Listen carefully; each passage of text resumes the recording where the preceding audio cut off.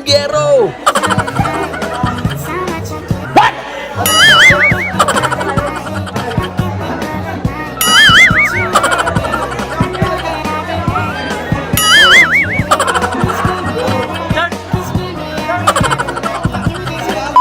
Buti na lang talaga napigilan mo yung body. Just do it!